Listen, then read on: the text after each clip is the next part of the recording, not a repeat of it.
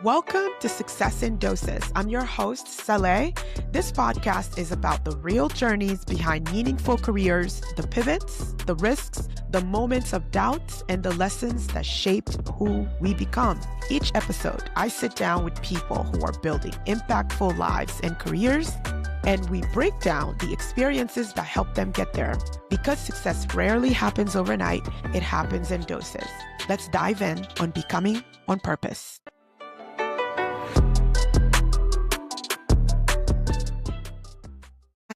Good morning, everybody. Welcome to another episode of Success in Doses podcast. I am your host, Saleh. Today's conversation is about the grit and resiliency that it takes to build something from scratch and building what you didn't see and venturing into making that a possibility for others. To help us facilitate that conversation today and ensure that it is insightful and meaningful, I have joining us Dr. Jade Ranger. She is a pharmacist, entrepreneur, author, and community leader based in Williamsburg, Virginia. A proud Hampton University School of Pharmacy alumni, go HBCU. She is the co-owner of the Prescription Shoppe Pharmacies, which she co-founded with her husband to provide patient-centered care to the greater Williamsburg area. In 2026, she was appointed by Governor Abigail Spanberger to serve the Virginia Board of Pharmacy, reflecting her commitment to advancing the profession and protecting public health across the Commonwealth. Dr. Ranger serves as the Diversity, Equity, and Inclusion Chair for the Virginia Pharmacists Association and is dedicated member of Alpha Kappa Alpha Sorority Incorporated. She sits on the board of Literacy for Life and Pharmacy Today's National Editorial Advisory Board and is active in numerous professional and civic organizations. She is also the author of Mustard Seed Mentality and a featured columnist for the Virginia Gazette. In 2024, Dr. Ranger was honored with the Bowl of Hygeia Award for Outstanding Community Service. It gives me so much joy to welcome to the pod Dr. Jade Ranger. Hi, Jade. How are you? First of all, thank you so much for having me. I've been following your journey for years, and I fangirl over you just as much as you fangirl over me. I appreciate watching your journey unfold and all the things that you have done, particularly for pharmacy students. It's amazing, and so I think iron sharpens iron, and so being able to connect with women of color like you, I think really just inspires me daily, reminds me why I'm doing these things and to keep moving forward. So I appreciate the opportunity to have this conversation with you today. Gosh, I will not cry today because I share the same sentiment. I respect your posture in this space and continue to point to you for student pharmacists that really feel scared about whether or not a path that hasn't been beaten down before makes sense for them. And so you and Henry's journey, I think, is inspiring in that way. And that's really where I really want to start. It's just thinking about the phrase becoming what you didn't see. When you hear that, what does that mean to you, or what type of emotion does that potentially elicit for you, knowing all of what you've done and the tone you've set to get to where you are today? Honestly, just incredibly humbling. Thinking of that question and just reflecting on it makes me feel emotional because I'll be honest, I was a student and I've been very transparent about the fact I really struggled my first 2 years of pharmacy school. I had a really hard time kind of adjusting to the pace of pharmacy school, and being dedicated in the way that I needed to be. I think I was one of those students who kind of, I coasted in high school while I tested into a science and math program. I did well, and I was cheering all 4 years. And, when I went to Hampton University for undergrad, it was kind of the same thing where, I was doing okay, still having a very social life, still cheering all the things on campus. And when I matriculated into the professional pharmacy program at the real HU, just got to throw that in there. You couldn't help yourself. Could not help myself. It was quite the transition, and it was a really difficult journey. And there were many times that I questioned whether or not I would complete the program, if I would, graduate on time, if I, was smart enough, if I, had the skills that it was really going to take to not only be a pharmacy practitioner, but a good one, a knowledgeable one, a competent one, a dependable one, a compassionate one. And so when I reflect on, who I was at that time in my life, there were a lot of insecurities. I had a lot of doubt because even when I felt like, I was really studying and I was trying my best, my grades didn't always reflect that. And so that was always very deflating, and it made you, kind of question your worth and if you belonged with the rest of the students. And so to see where my pharmacy journey has taken me, it's unbelievable. I almost feel like it's a Cinderella story. I've had so many of my professors that I continue to stay in contact with to this day, who I remember being in their office, having a full breakdown, them praying over me, giving me a hug, encouraging me, and they still do that to this day. And so to know that, I not only did graduate on time, I did not, I not only passed my NAPLEX on the first time, I not only started my career in community pharmacy, but then took it, a step further with opening, independent community pharmacy from scratch. I always like to point out that there are other prescription shops across the nation, but we don't have any affiliation with them. Just being in the greater historic triangle area here in Williamsburg, Virginia, we thought the old English spelling with the 2 P's and the E was, had a nice ring to it. And so that's kind of how we came up with it. But, it really has been a labor of love, a place that I would have never envisioned myself living, in a space that I would have never anticipated being in. And so it's just every single day, it is such an amazing feeling to know that I feel that I'm doing exactly what God has called me to do. And I am walking my purpose. And I have no doubt about that. And that's so, not even to mention how encouraging it is extremely profound to have, because I think what happens to young professionals and student pharmacists is this complex. For those of us who have no context of that journey with you, all we see is that you are doing exactly what you dreamed of, right? You love what you're doing. You love being impactful. You love making a difference in your community. Was it always community pharmacy, or did you toy with another possible path? It was always community pharmacy, to be honest with you. The way that I got introduced to the profession of pharmacy is because my dad worked for Bristol Myers Squibb for 33 years. He started out as a sales rep. And eventually became a district manager. He did extremely well in his career, which afforded my sister and I the lifestyle that we were privileged to live growing up. So in my mind, I was like, I want to get into big pharma. This seems like a lucrative career. I can have a wonderful lifestyle. And my dad at the time was like, the industry is really changing. So if you truly wanted to get into big pharma, I recommend you going to pharmacy school, getting your PharmD. You can come back as a medical science liaison, what we call MSL. And I was like, I would have to be in pharmacy school forever. I don't graduate until I'm like 25. I don't want to do that. And so there was a little pushback at first. Yeah. But then what was really the selling point for me is I was like, okay, if I'm going to consider this, I have to do my research. I want to get some hands-on experience and see if it's something I can truly see myself doing. And so that looked like me reaching out to a community pharmacist named Angela Morrow, who was a community pharmacist at a local small grocery store chain where I'm from in the Prince George's County or PG County, Maryland area. Yeah, PG County girl. And so I just happened to walk in, I asked her would she be open to me coming in and shadowing her Monday through Friday for a couple hours every morning, because I had to have a senior internship my senior year in high school at Eleanor Roosevelt. And so she graciously agreed. And through that experience at 17, I fell in love with community pharmacy. And then at that point, I was no longer thinking about going into big pharma, going into the industry. I was like, I want to be a community pharmacist. I loved seeing what she did. Anyone who's ever heard me on a podcast, ever asked me this question, here's the same answer because it's so incredibly true. She was knowledgeable. She was assertive when she needed to be. She was compassionate. She looks like me. I had so much respect for not only Angela, but for the love and adoration that was clear that she had from her patients and the difference that she was making. And so that just forever set the trajectory of my life.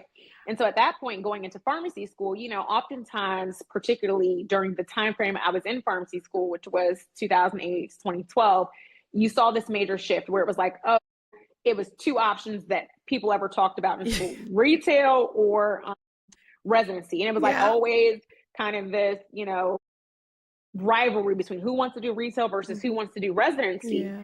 And so in my mind, I was like, well, I want to be a community pharmacist. But what I decided to do was I was going to have an open mind. So when I went on my, rotations, I tried to see like, okay, is there something that I might be more interested in? And to be honest, while the hospital experience was cool for me, I still enjoy community pharmacy. And I'm still a community pharmacist at heart today. And even though at this point, I only work in our full service pharmacy 1 or 2 days a week, it still fills my cup, because having those interactions with patients, knowing that you're making a difference in people's lives on that front line of, healthcare, it's incredibly gratifying. Yesterday, I learned that one of our best patients, actually, he passed unexpectedly. He was someone who was originally our patient at Walmart. He followed us over to the prescription shop when we opened. He's been a faithful patient, him and his wife. And, it was so devastating because, we're in tears ourselves. And it was a little unexpected. His wife had kind of been ill for the last few years, but his was kind of an unexpected spiral, and I couldn't believe it. And yesterday, being in the store, giving his wife a hug, rubbing her back while she was crying, and I was crying, it just reminded me, like, this is why I do what I do, because I have patients who have that type of connection with me. And that's something that's priceless. It's priceless. It is rare. And not every functional area will allow you the privilege of actually knowing who your knowledge and your skill set touches.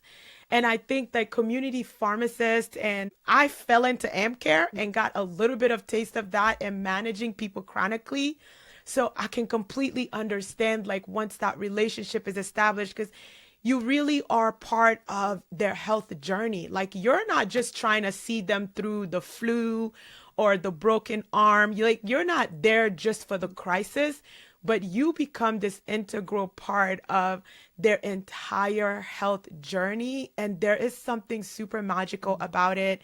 I'm so sorry for your loss. And thank you. I'm pretty sure that had to be really difficult to hear and find out. I wanted to talk to you a little bit about, as you've gone through all this journey, you're out now, and when does the courage to be like, we are about to do this? Like, is there like a light bulb moment where you realize, like, we're about to do this thing? Or were you kind of like 1 foot in, 1 foot out type of thing with your husband on it? Okay, so real quick, if you're enjoying this conversation, go ahead and rate and review the podcast. It helps more people find the show and keeps the conversation going. Okay, so let's get back to the conversation. Actually, 2 feet out, to be honest. It was something that, now people think like, oh, we met in pharmacy school. He was a year ahead of me. This was something that we planned all along. It wasn't. It was, a situation where our careers were going well. Financially, things were going well. I talk about it all the time. And I think that Henry started missing the direct patient interaction, because to your point, patients who stop in urgent care, who stop in ER, even those who have a primary care, they may see their doctor once or twice a year. We see patients regularly, because we have patients that stop by our store because they were at Starbucks and they just want to come in and say hi. We have patients that are coming in just to get something over the counter and they want to talk to you for 30 minutes. So, I mean, the relationships that we have with our patients truly, they go above and beyond. They transcend just us as their pharmacy provider, and because we're community members and they see us all over town. That's right. So I think, he missed being in the store regularly and developing those long-standing relationships, because he had been promoted to a pharmacy clinical services manager for Walmart. And so he had 20 stores that were under him, that he was basically traveling back and forth from Williamsburg to Virginia Beach. And so he no longer was in the space to really continue to foster those long-standing relationships. And that kind of started with him being in a position where it was another one of our colleagues who joked with him and was like, the rapport that I see you have with patients that you haven't really known that long, just from visiting our stores and being here periodically, you should really just open your own pharmacy, because I think you would do so well. And so he came home and told me that, and I was like, yeah, I don't think so. Yeah. I know patients love you for sure, but I was like that because we at that time had never known anyone, seen anyone open a pharmacy from scratch. Now, we had a little window to what it looked like to open a pharmacy that was brand new, because back in 2013, he had the opportunity to be a pharmacy manager for a Walmart that was brand new. So he did see some of the steps, but many of the major, when it came to like securing, contracts with major insurance companies, that was not his responsibility. So it was one of those things where he had some familiarity with it, but not totally. And so, in my mind, I was like, it was not even feasible to think about opening your own pharmacy from scratch, and that we would be able to do it successfully. So it took a few months of him kind of joking before I realized, like, okay, no, this is something he really wants to consider. Yeah. And it took me a long time to really come to terms with the fact that, like, okay, this is going to play out one of two ways. Either I'm going to get on board and be supportive, and we'll see what happens, or I'm not. And then he could potentially down the line resent me because he's like, we never took our shot and we never knew what this would turn into. And so, thank God I was willing to take the risk and the leap of faith with him, because our lives are totally different 7 years into this journey than what it would have been if, we were still working at Walmart. 100%. And I think like one of the things I admire the most about you all and what you're doing, and why I feel like more students and young practitioners need to know about the two of you, is you start this thing where you're just like, I'm just gonna stand in it with my partner and my husband and be super supportive. And it's working. At what point then are you thinking that part of the plan now needs to be helping others? And because we're looking at you all and we're just like, this is amazing, but like, I can't even begin to conceptualize how they did it. And I don't need to guess. Like, if I was interested in knowing how you did it and wanted to do it, you all have decided to really step up in that way to help improve the rate at which like Black and brown people or pharmacy owners in the country. Talk to us a little bit about like, when does that start floating in your mind to actually putting it into action? Say that probably came 3 to 4 years into our pharmacy ownership journey. And because at first, like, you're just trying to learn, you're just trying to survive, you're just hoping it works out. You hear all the statistics about how most businesses don't make it past 12 or 18 months. Also, fun fact, which some people have heard me talk about, we had our 1-year anniversary party for the Prescription Shoppe literally the weekend before the world shut down because of COVID-19. And so there was a lot of uncertainty. Like, so that entire time frame was really framed around, okay, are we going to make it through the pandemic? And then what does the vaccine outreach look like, and all of that. And so there were several years in the beginning where we were hyper focused on the pandemic, and that was, pretty much encompassing all of our attention at that time frame. But once we started to come out of COVID and the pandemic and the world kind of started opening back up, and we started going to pharmacy conferences, what we saw was that when it came to pharmacy owners, oftentimes at some of these conferences, it was Henry and I together bringing the color to the room, period. And not that there are not other Black and brown pharmacy owners out there. There are, but they're few and far between. And to the point where when you try to like Google it, the information is almost not even quantifiable. Like I've seen like maybe once or twice something about less than 2% that are Black pharmacy owners. Of course, if you open it up to Indian, Asian, that number of it does, but still. And so I think for us, really just the desire to see other pharmacy owners that looked like us when we were in these spaces was what really fueled the idea of like, let's start Ranger Consulting. Let's identify other Black and brown people who are interested in this journey and helping them along the way, giving them tools. Because so often when we go into these spaces, people are looking at us like we're a unicorn, and it's almost like they're unclear. Like, did we come to the right conference? Like, were we really here for Steve Harvey conference? Like, it's just, they're trying to figure it out because it was like, oh, they haven't seen two, what I like to think, young Black pharmacy owners before. And then so everyone's you mean what you like to think? So everyone's trying to like figure it out. Like, okay, are we in the right place? And then if so, the next question is immediately like, oh, well, did we purchase a pharmacy? So then when people start realizing, no, we started it, it's amazing to see the response that we get from so many people. So, and I think that speaks volume. I mean, it's quantified that like for I think when I graduated, the number was like 4.5% of pharmacists are Black. So we are already such a small portion of the profession, but then you talk about this type of disruption and innovation.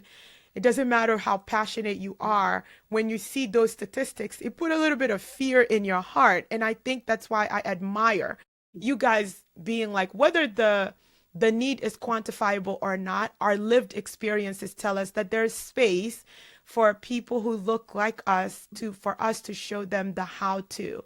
And that takes me to a topic I'm incredibly passionate about. How has representation for you shaped this journey in the decisions that you have made, the choices that you all have made for the direction that the business would or would not take? What has that been like? It's been incredibly intentional, to be honest with you. I think because we see such a lack of representation in these spaces, we have been dead set on making sure that we bring other people with us. And so that's why I'm recently in May, I had the privilege of being the keynote speaker for the hooding and diploma ceremony for VCU School of Pharmacy. And something that I talked about was, building our own table and then inviting other people to sit there with us. And so something that I'm consistently hashtagging on social media is like, lift as you climb. And so it's something that is important to both of us, that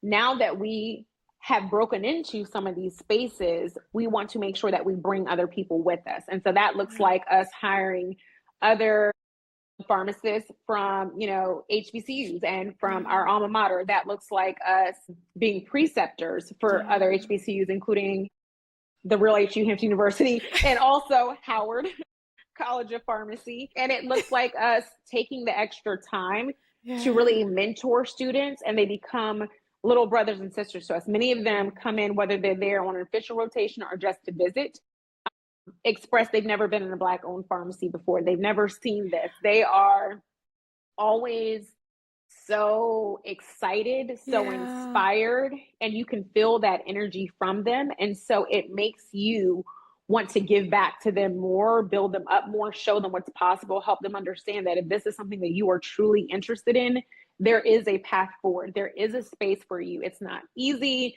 It requires a lot of blood, sweat, and tears.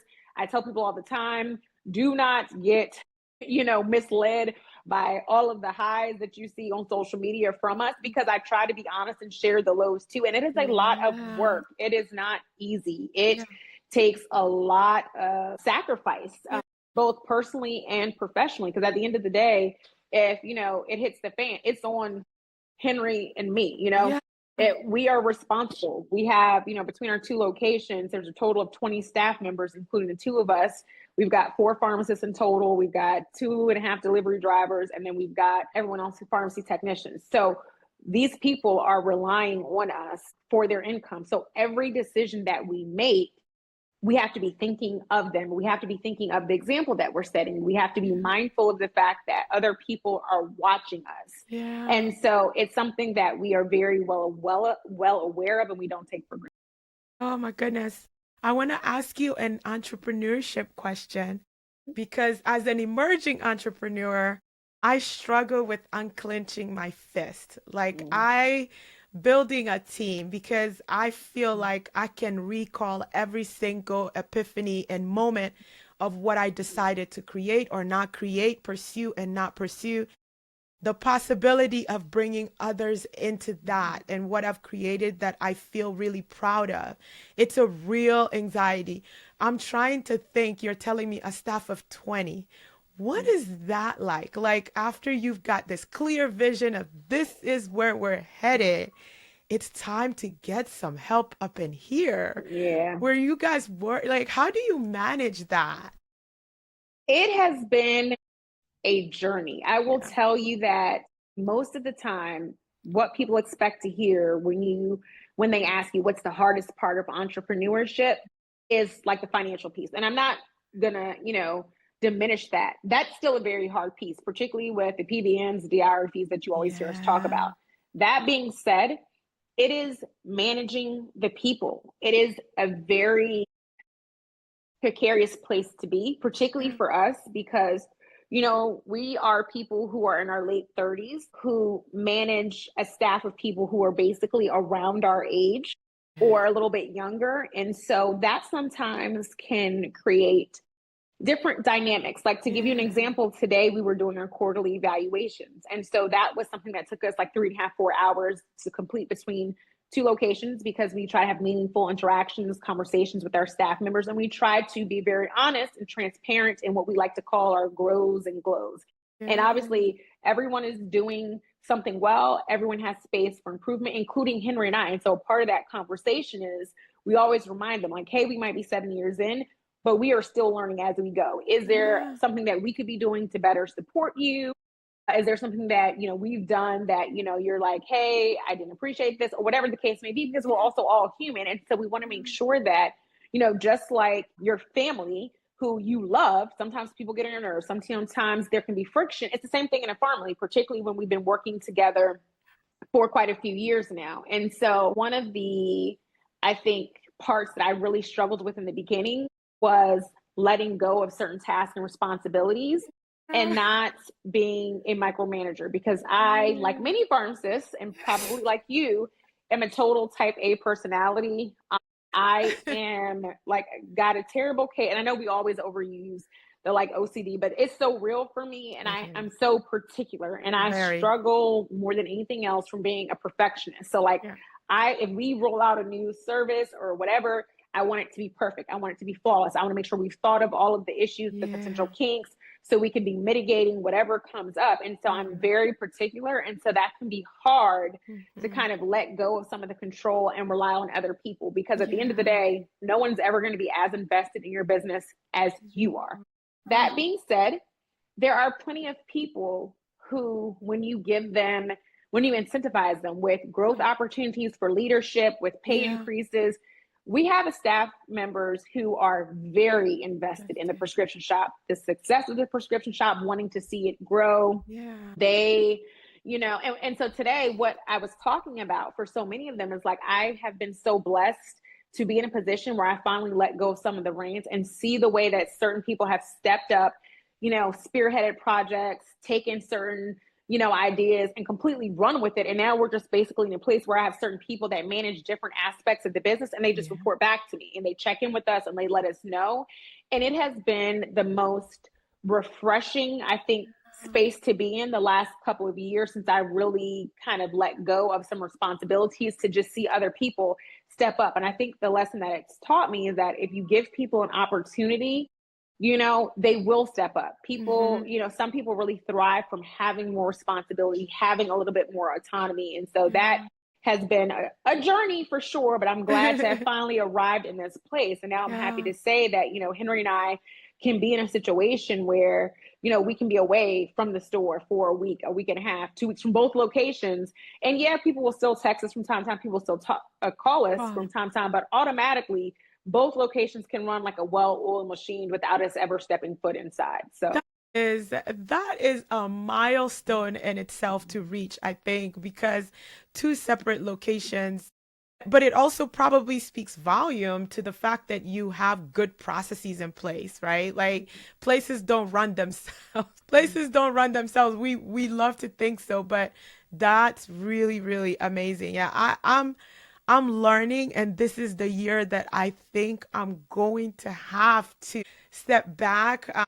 When I think about the growth, the rate at which the demand has grown, it is unrealistic and unsustainable. If I want to continue to be a present wife, a present mom, I have to open it up and allow maybe to just learn from the experience, because no matter what unfolds, I'm sure there's a lesson to learn through that process. Absolutely. And if I could just say one more thing about that, to your point, we have learned so much from our team members. So there are a lot of, honestly, processes and procedures, workflow things that have been improved because we've had staff members that have joined our team from various places, and they're bringing their own wealth of knowledge, work experience. And they're like, hey, so I see you guys doing this. Have you considered doing that way? And we're like, oh, you know what? No, we haven't, but let's implement it. And that's the beauty of being independently owned. We don't have to go up to some red tape, some corporate that has to give us a green light. We can decide today, we want to do this. Great. Boom, let's implement it. And so that has been very cool to see, because every single person who has ever worked for the Prescription Shoppe, past, present, so on, has brought something to the table, has improved us in some way. And I think that's the beauty in allowing yourself to take a little bit of a step back, because people bring different perspectives to the table. Okay, so real quick, if you're enjoying this conversation, go ahead and rate and review the podcast. It helps more people find the show and keeps the conversation going. Okay, so let's get back to the conversation. Absolutely. And that's the exciting part. Like, that's the part I'm eager to find out what someone outside looking in would see that I'm blind to, because I'm passion driven. I'm passion driven, and they're just looking at it strictly from a standpoint of, I've been hired to do a job, and let me look at all of the critical points of friction to identify where opportunities may be. Being an HBCU grad, I feel like this is something we kind of all share. We feel a sense of responsibility to represent, number one, and number two, to give back. What's your philosophy around mentorship? You've talked about it a little bit with the opportunity, but how important of a tool you think it is to really furthering that mission you have of demystifying this path for people that look like us? It goes far past just the API rotations. This goes to having high school students that come in and shadow us, because that's how I got my start. So at this point, we have high school students who shadowed with us like a couple of Saturdays, like 4 years ago. Now they're graduating from college. Now they're seriously considering pursuing pharmacy school or some other lane within the healthcare profession, that they still, will credit us for, giving them some type of insight. And so this goes to also, even when I go to our local high schools to participate in mock interviews, whether those kids ever think about pursuing the profession of pharmacy or not, I could care less. I am there so they see a Black professional, someone who is educated, someone who has been into my career for a little bit, that they can actually see making a difference in their community, that can speak to them and to their experience in life. And so whenever I participate in those type of things, I'm never there asking the list of questions that are printed out for us as the facilitator of the mock interviews. I am like, hey, I have 15 minutes to talk to you. These are some things I want to tell you, boom, boom, boom, boom, boom, that I want you to keep in mind. And I always end it the same way. You may not remember my face, you may not remember my name, but like, my hope is that something that I said resonates with you. And 10, 15 years down the line, you're like, I remember someone said X, Y, and Z, and it changed my perspective. It changed my outlook. It changed the trajectory of my life in some way. And even when we go and do like the career days at the elementary, middle schools, high schools, it's for the same thing, because at the end of the day, particularly in the area that we live in, while yes, it's becoming increasingly more diverse, it's still predominantly white. I want those kids to have an opportunity to see people that look like them in certain spaces that maybe they've never seen before, because at the end of the day, if you can see it, you can be it. So 100%. And that's so on par, because for this, I want you to think about the student pharmacist. They all just started their rotation. They're in their final year, and what they envision wanting to do, they're struggling to find an example of that out there. It looks a little bit kind of like that, but it would do this too. It's maybe a merger between two different things that they've seen and have been exposed to. They just don't know where to start, or don't have the confidence to be a pathfinder. What would be one major advice you would have for that person struggling to figure out how to start when the example is missing for them? I would probably say, and this is actually something that I mentioned in that keynote speech to VCU School of Pharmacy students, and that was, fear doesn't go away. Yeah. when you become ready. Like fear is something that is going to be there. So you have to make the decision that you're going to move forward anyway. Yeah. Because there are so many obstacles. There's so much happening around us in the world, from the headlines to just all the crazy Yeah. foolishness that you are already dealing with, particularly as a person of color in this Yeah. country. And so if we let fear stand in the way, many of us would be paralyzed and we would never pursue our passions or dreams, right? So it's kind of like just being committed to putting one foot in front of the other. Like you may not, and it's something that you hear people talk about. Something you might not see the whole staircase, right? Like you might Yeah. not see the final destination where you're going to arrive. I would have never imagined being where I am right now. No, seriously, like you're laughing, but I'm dead serious. Like I would have never imagined, like even listening to the intro and talking about all my different accolades. Like it's always so weird for me to listen to people read my bio, because it's almost like I can't even believe that they're talking about me, because imposter syndrome is real. Like honestly, when I was asked to give that keynote speech, I was so nervous. I couldn't believe it. I was like, I can't believe they're asking me this. I felt so privileged. Same thing with the board of pharmacy recently with that new appointment. I was shocked.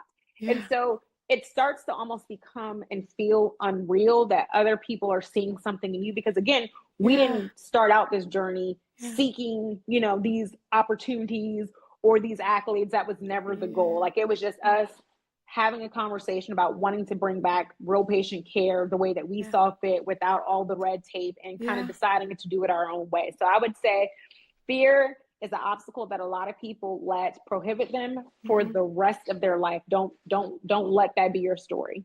Yeah. Don't let that be your story. I feel like that's the perfect high end. I cannot thank you enough for the privilege of your time.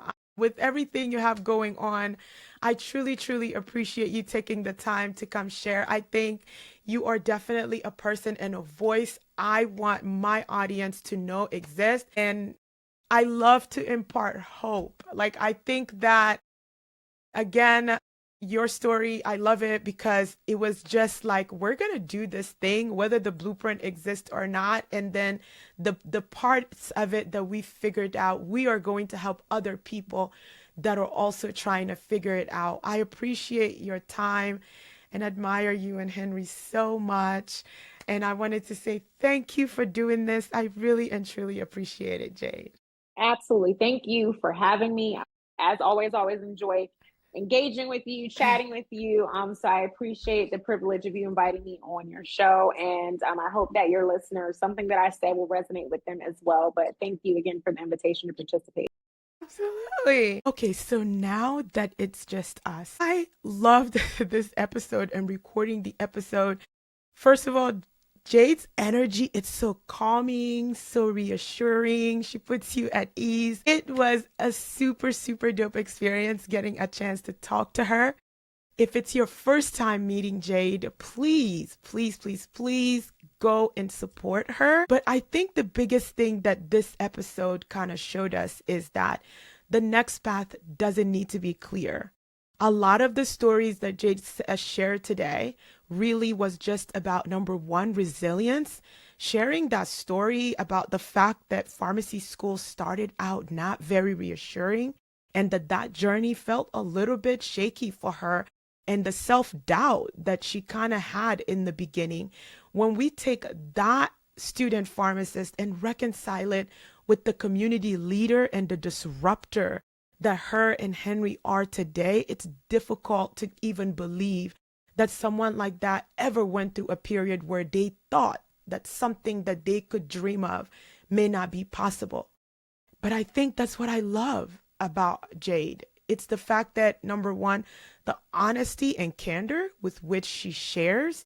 And I think it's because she knows that there's a lot of power in normalizing the conversation around the uncertainties of how we all battle imposter syndrome. Because, I mean, someone at Jade's level, right? Who would think that imposter syndrome is something that's even in her vocabulary? But I admire that honesty. I respect the transparency with which she shares. The other thing that I think was really, really cool that she talked about is the fact that, and I believe she put it, that the intentionality of the business choices that they make, including the ways in which she is super intentional about improving representation, because she understands that that visibility is important. I've said this before and I'll say it again.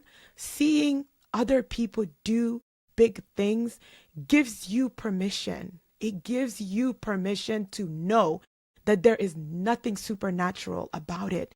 It's just that they built a plan and decided to stick with it to execute it. I am grateful for people like Jade and Henry and their resilience, tenacity, the grit it takes to bring other people along. And I wish them the utmost success with all of the things that they decide to embark on.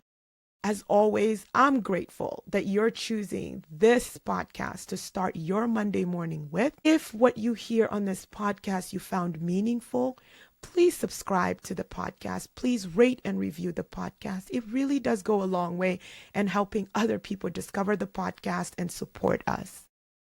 Thank you for being here. Thank you for your comments, your likes, your subscriptions.